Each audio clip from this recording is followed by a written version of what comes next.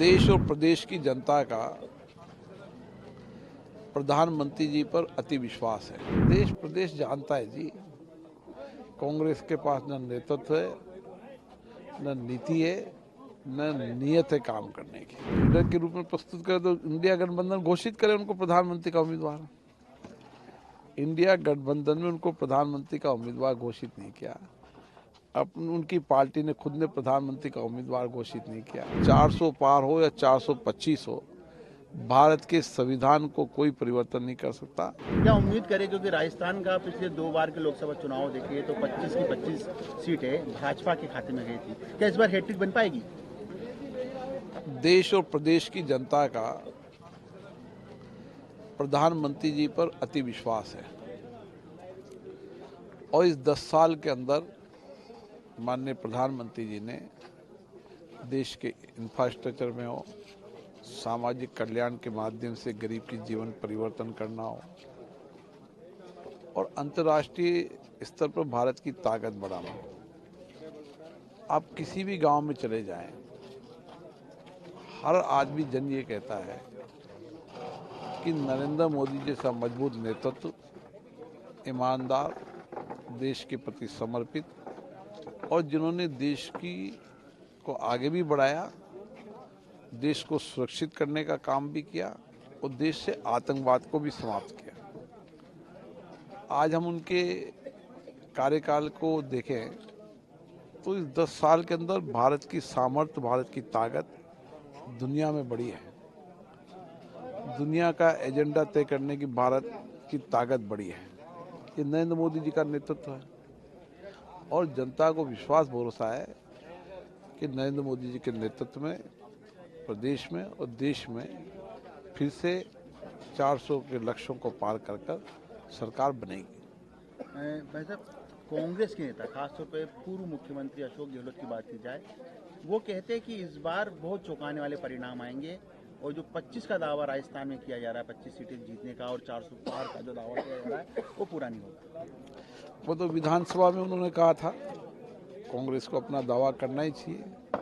विधानसभा में तो कहता चौकन्ना प्रोग्राम आएगा, 150 से ज़्यादा सीटें जीतेंगे, हमारी इन योजनाओं को प्रति लोगों का विश्वास भरोसा है। देश प्रदेश जानता है जी, कांग्रेस के पास न नेतृत्व है, न नीति है, न नियत है काम करने की। इसे जनता सब जानती है। कांग्रेस की बात की जाए, राहुल गांधी लगातार यात्राएं निकाल रहे हैं, न्याय यात्रा निकाली लगातार। किस तरह देखते हैं आपको, क्योंकि कहीं ना कहीं जो चुनाव के दौरान यात्राएं निकाली जा रही है, एक लीडर के रूप में उनको प्रस्तुत किया जा रहा है। लीडर के रूप में प्रस्तुत करे तो इंडिया गठबंधन घोषित करे उनको प्रधानमंत्री का उम्मीदवार।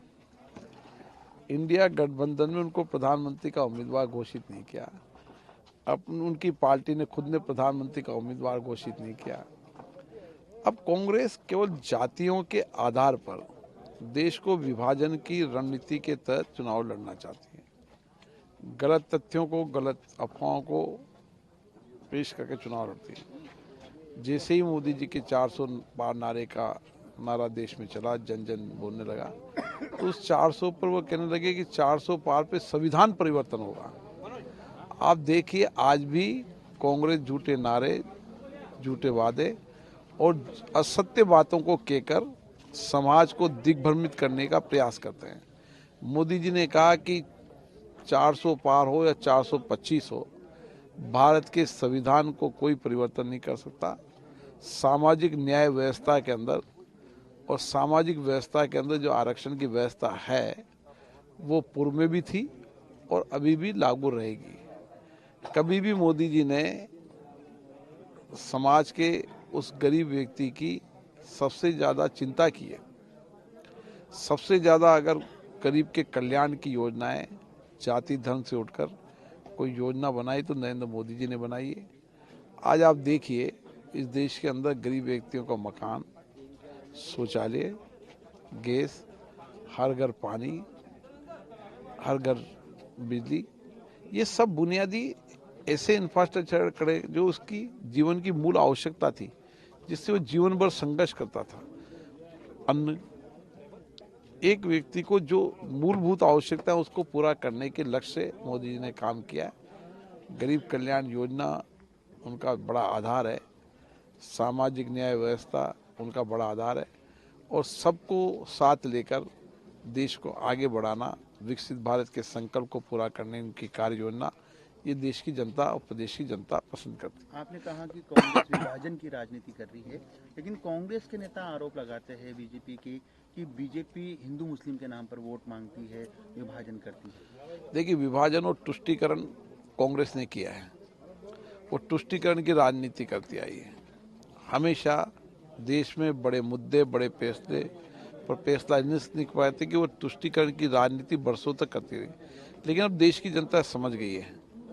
इसलिए देश की जनता ने 2014 में और 2019 में उससे ज़्यादा सीटें दी और 2024 में उससे भी ज़्यादा सीटें देंगी। एक बड़ा सवाल ये भी है कि कांग्रेस के जो गठबंधन बनाया है, जो इंडी गठबंधन है, उसमें कुछ ऐसे दलों के नेता भी है जो सनातन के खिलाफ पिछले दिनों कई विवादित बयान दे चुके थे। आप चूंकि लोकसभा स्पीकर भी है, सदन में भी मामला उठा था। डीएमके की और कांग्रेस का गठबंधन है।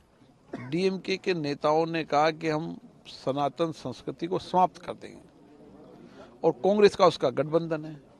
कांग्रेस ने कभी सनातन संस्कृति खत्म करने की उनकी बात का खंडन नहीं किया।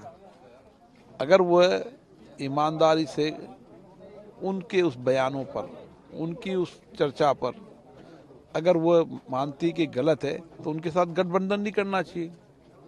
जब आप ऐसी विचारधारा के साथ गठबंधन कर रहे हैं जो सनातन संस्कृति को समाप्त करने की बात करते हैं, तो आप भी उसी विचारधारा से जुड़े हुए हैं। इसलिए कांग्रेस, मैंने पहले भी कहा, तुष्टीकरण और विभाजन की राजनीति करती आई।